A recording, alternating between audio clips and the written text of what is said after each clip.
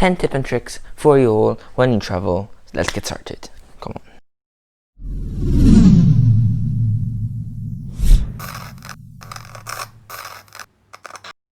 So hello and welcome back to Non-Stop Flight Reviews, and in this video I'll be sharing with you guys 10 tips and tricks for when you guys travel. As you all may know, due to COVID-19, you probably won't travel that much right now. However, this video should be helpful for you guys when the pandemic is over. Yes, I know that you probably won't travel that much right now due to the COVID-19 pandemic. However, maybe when everything is over, when everybody gets back traveling again, you would probably need these tips.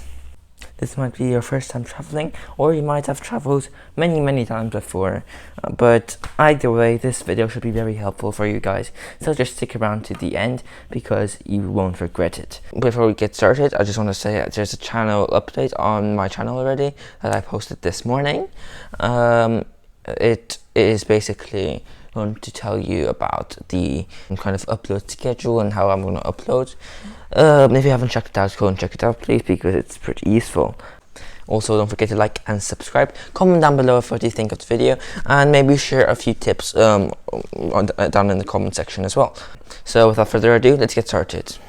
So by the way, thank you for clicking on the video, because that means a lot for me as well. Please watch till the end, because there will be lots of tips that might be useful for you, and who knows, some of these might happen to you, and these tricks and tips might just help you, well, from missing a plane or something.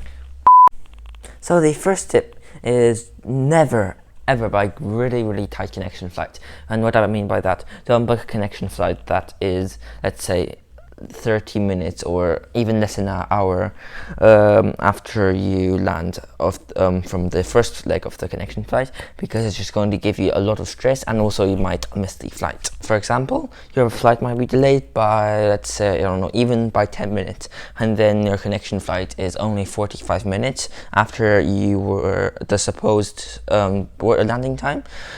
So that makes it only 35 minutes for you to go from the gate that you landed all the way to the gate that you have to go for the second leg of the connection flight. In between that, there might be a long walk, for example, from Terminal 1 to 3, or from Terminal 2 to Terminal 1, but that is not even the main problem, since you might go to security or things like that all over again, which sometimes might take a long time, especially when the airport is very crowded. Also, on the way there you might get lost and things, and who knows what might happen, and that will cause you to miss your next flight. So I would say, when you book a connection flight, make sure the gap between the landing time and the departure time of the next flight is at a minimum of 1.5 hours away, or even 1 hour and 15 minutes away. But the ideal time, I think personally for me, is 1.5 hours to 2 hours, because that I feel like is most comfortable, and if you are flying business class or first class, you have time to go to the lounge as well. So that was the first tip. I hope it will be useful.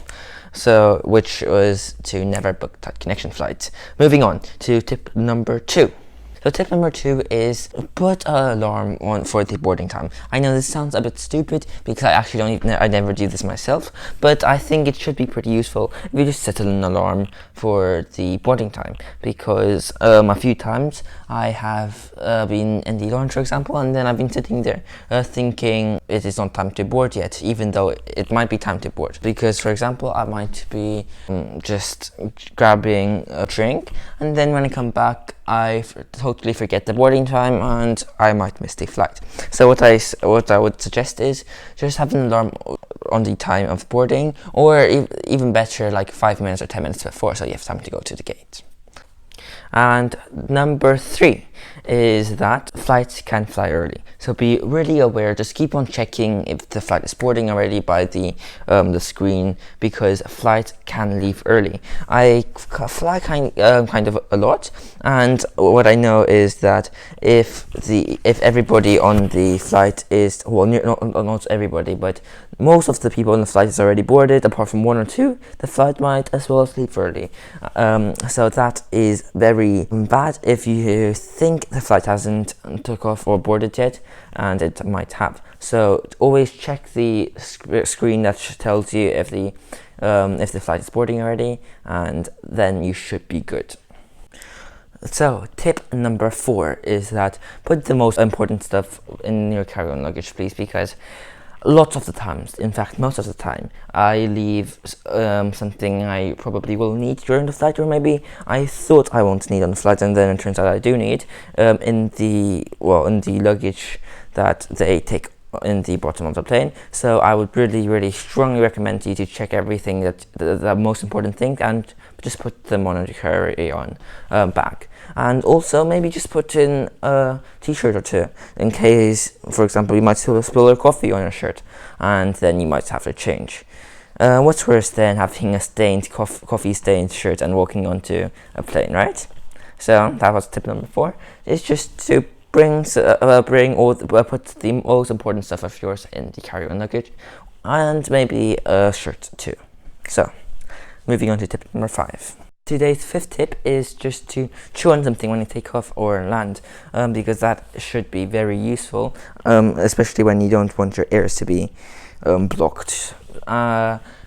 The reason that your air gets blocked is the air pressure change outside of your ears, because when you take off, the air pressure decreases, and when you land, the air pressure increases. This causes your eardrum to get sucked inwards or pushed outwards. That is why your air kind of gets stuck. But when you chew on something, I don't know why, but it just makes your air not get stuck. But that's just how things works, and that is my 5th tip. So just chew on anything. That may be chewing gum, gummy bears, even maybe your tongue, or just nothing. It should really help you when you don't want your ears to get stuck. So that was the 5th tip of the day. Moving on to the 6th tip. So just a quick mid-video reminder, please don't forget to like and subscribe, and comment down below what you think of the video so far, and what you think of the video in general when you finish it. Leave some more tips down below in the comments to help everybody, and including myself, with when you travel. So that should be very helpful, and very nice of you if you do leave some tips in the comments down below. And apart from that, let's move on to the 6th tip of the day. So always check in early, because what may happen is that, for example, you check in at the last minute, even though the check-in is not closed yet, but you might still not be able to board the plane, even though you bought the ticket. So this is because what airlines do is that they sometimes oversell the amount of tickets, and because normally 1 or 2 passengers might not come, for example, and that but when everybody does come, that would mean there will be no space for 1 or 2 passengers. For example, last year, I think it was in the summer of last year, I had a flight from Shanghai to Düsseldorf. It is by China Eastern. Well, basically, we kind of left quite late from where I lived, so we did check in pretty late. However, we weren't really late in terms of it was already after the check-in time, because there was still a good half an hour or so until check-in finished. So we thought everything was fine until the person in the counter told us that we will have to sit here for another half an hour just to see if anybody else comes or might not be able to board the flight. Mind that we also were sitting in business class, with one of the passengers even having a platinum card for SkyTeam, so they had literally no reason to let us wait and basically not let us board the plane. Despite that, they still did that, and that was a very pleasing experience, since there was a high chance that we couldn't even board the plane. This is all due to that the airline have oversold the tickets, meaning some passengers will not be able to board the plane. This has also happened to me with a, I think, Flybe flight. It was also, well, no, it wasn't last summer. I think it was around October last year, which the exact same thing happened. We were flying in economy class with Flybe from Düsseldorf to London, so basically when we were about to board the plane, literally we finished checking in and everything, when we literally arrived in the gate, like when it was boarding already and we were lining up, somebody came and said, you can maybe not board the plane since you checked in late a bit, and you didn't check in that early. You checked in, you were one of the latest to check in, so you might not be able to board the plane. And after hours of hustling and blah blah blah, they finally let us board the plane. But then 4 other passengers behind us weren't able to board the plane. I've felt really bad for them since they had to go to this very important meeting, and yeah, it didn't really work out for them. This also caused the flight to be delayed by a long time. So just remember this: always go to the check-in early, because when you check in late, who knows what might happen, and you might just not be able to board your flight. So really, really, really be careful about checking in late. So on the flight, you might, for example, order a cup of coffee or tea, but my suggestion is that you don't do that. You can get a glass of orange juice, for example, but don't get tea or coffee, because what they do is they use dirty water to make them. They just put a tea bag in water on a plane, which is often very dirty. Well, not always very dirty. Well, they are always very dirty, and they just put a tea bag inside and give it to you. Or they just boil the water from the plane, which is obviously, or they just boil the water and then put a tea bag inside. Just my suggestion is just don't order. Well, try to order as least as possible, since you never know what might happen to the water before, and you never know if the water is dirty or not. But what I know is that the water is 9 out of 10 times very dirty. So just don't order coffee or tea on a plane. So the next tip, which is tip number 8, is to always, well, not always, but it is better to book morning flight. This is because in the morning, the pilot, you're probably flying the first flight of the day by the pilot, and not after 5 or 6 flights. Because what pilots do is in the morning they fly from place A to place B, and then they fly back and forth for the entire day, especially for short haul flights.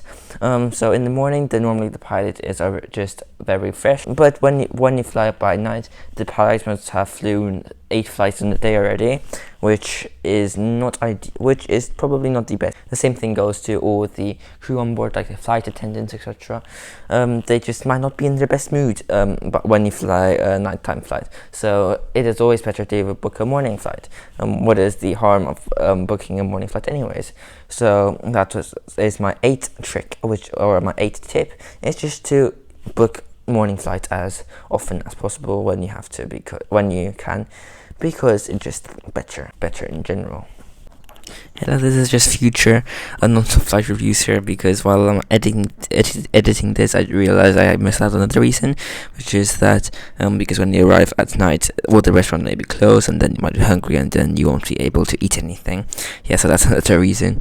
But yeah, anyways, let's get back to the proper video itself.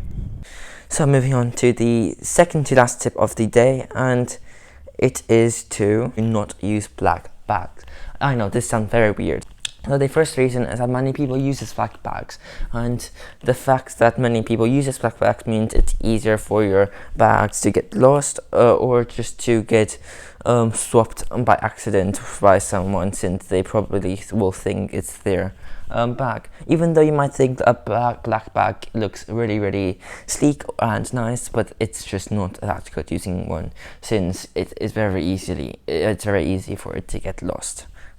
For it to get lost.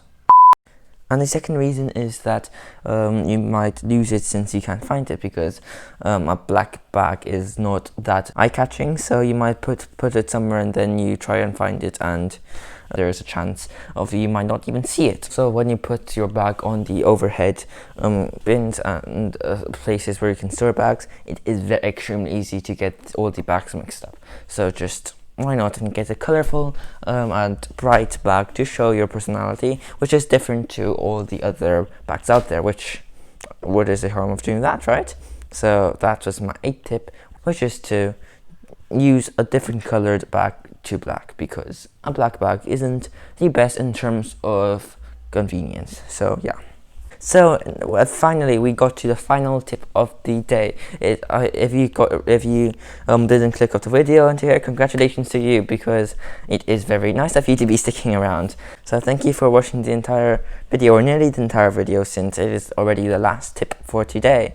Well, please don't forget to subscribe and like, because just why not? Just one click of the mouse and that is done, and this will mean a lot to me. So okay, without anything else, I'll just tell you the 10th tip of the day, which is to always buy a suitcase with 4 wheels, because the pain of using a bag or suitcase with 2 wheels is so crazy that you will probably won't even believe it. I mean, you probably have experienced it already, trying to carry a 2-wheeled suitcase around all the time, and then on rough surfaces, for example, or on, I don't know, on mat or on carpets, for example. It is so frustrating, because it is very hard to carry. On the other hand, 4-wheeled suitcases are so much better, since you can carry them on your side like this, or you can carry them well, like a 2-wheel suitcase as well, if you really want to. So just always get a suitcase with 4 wheels, since it's just so much easier to use and so much better. And that is it for today, guys. I really hope you enjoyed the video, since it would mean a lot for me. And just leave a comment down below of what you think of the video, and just share any other tips and tricks you would suggest. And whilst you're at there, just smash that like button, smash that subscribe button, since it will mean a lot to me. Yes, I all know you guys probably won't be traveling that much right now, but this video should be useful for you guys after the coronavirus pandemic. And yeah, so I really hope you guys enjoyed the video. Stay safe, guys, and I hope you guys learned something from the video as well. And just to summarize, all the tips will be listed here, as you can see. And apart from that, without further ado, thank you for watching, stay safe, happy travels, and see you in the next one. Goodbye.